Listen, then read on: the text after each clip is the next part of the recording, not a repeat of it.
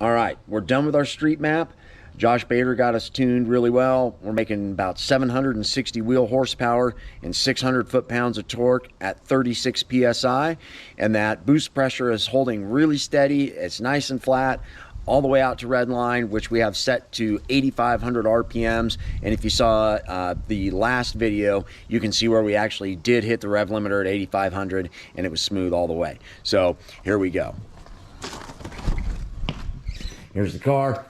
Now, I've got to put a little bit more ethanol in it, and then we're going to take it out. I finally got my first map that is not considered my street map, and we're targeting 42 PSI to start with. Should be well into the 800, maybe even 900 wheel horsepower range.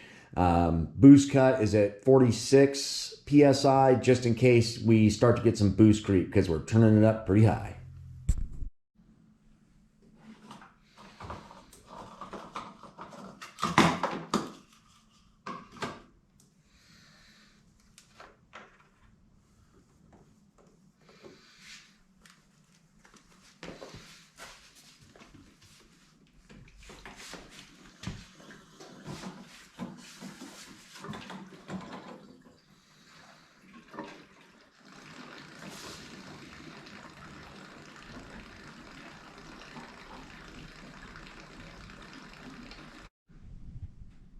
All right, got her all fueled up.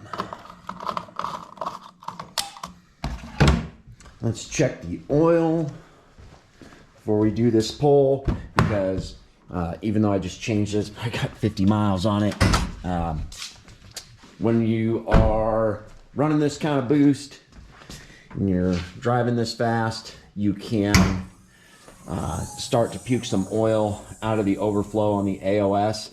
I need to build a catch can system to vent the AOS into. So we'll keep the AOS for the daily driving, or the street driving, I should say. This isn't really my daily, though it could be. But we may get enough oil in the back of the pan and a little bit of blow by where it cannot drain back into the block, and it will come out of the overflow. So right now that overflow just goes under the car, which might get kind of messy. I haven't had that happen before, but we're going to be pulling some pretty hard G's here. So let's go ahead and we'll get this oil checked.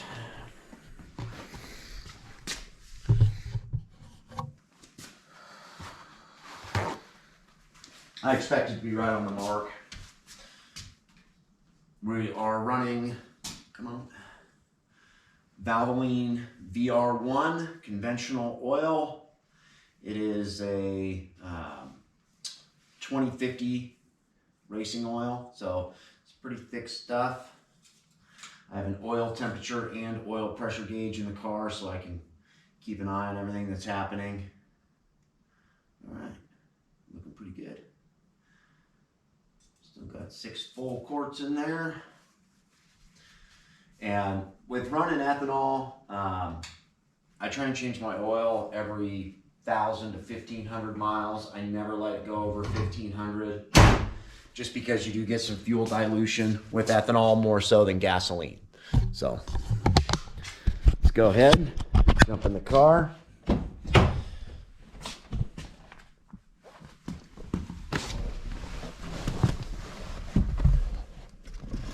Get our cold start for the boys. Probably open the garage door first to be helpful. Suffocate in here. As you can see, we've got our oil pressure, oil temperature. You know what we got to do before we start? Because we're going to have some fun today. Change my map.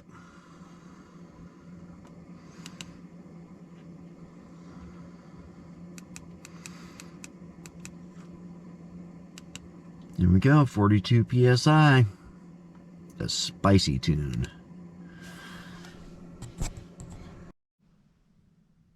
Okay, now we've got our new map flashed on here.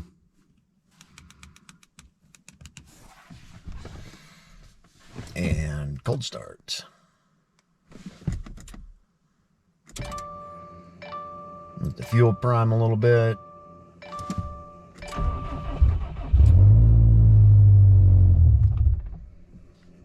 pretty cold out today.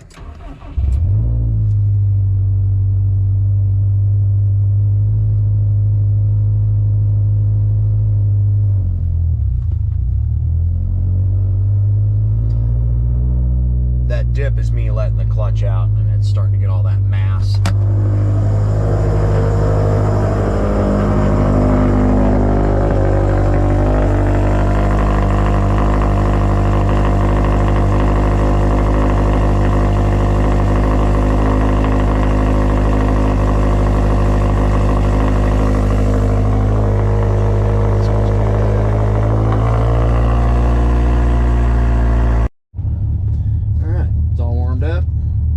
Enough. We're about 150 degrees in the oil temp.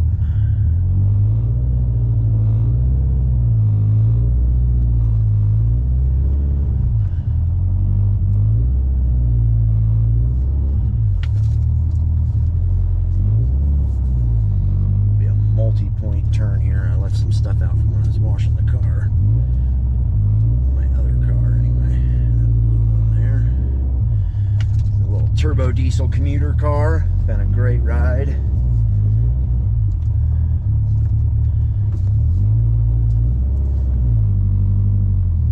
I'm just going to take you guys down the road, and then we're going to have to do some magic film editing as we head down to Mexico. We'll skip all that stuff. It's going to be a pretty boring drive.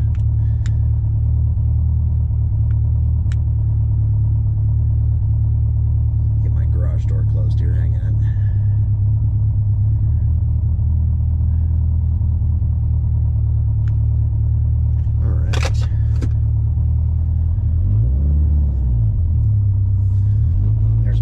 Chore for today. Finished cutting up these logs for firewood. There's the tow rig. Let's hope we don't need it for quite some time.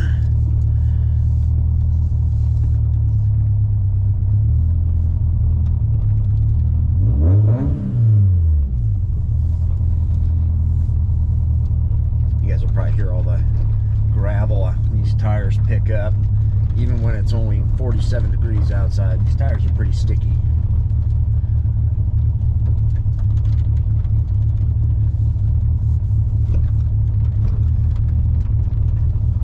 Probably see as we come around this corner, there's still some wet spots on the road, but I was out just a little bit ago and it looked like it was going to be dry weather, but we're going to find out. If the road's not perfectly dry, we're not going to do this run because I don't want to drive that fast in conditions that are even remotely questionable.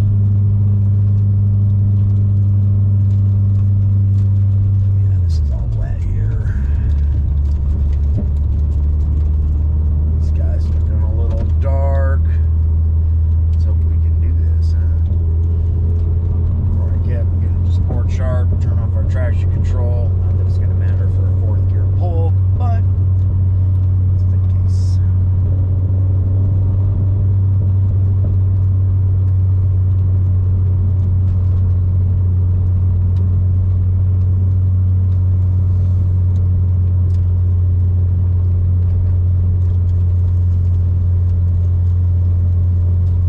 And as you can tell, I mean, these cars are, I've taken you guys on some ride-alongs before in this, and for a four-cylinder that's making race car power numbers, has massive injectors and multiple fuel pumps and big cams, it runs on ethanol. This thing pretty much drives like a factory car. I mean, we're on some Fortunato Gen 7 coilovers, so it's fairly stiff. It's lowered. You kind of got to watch where you're driving a little more.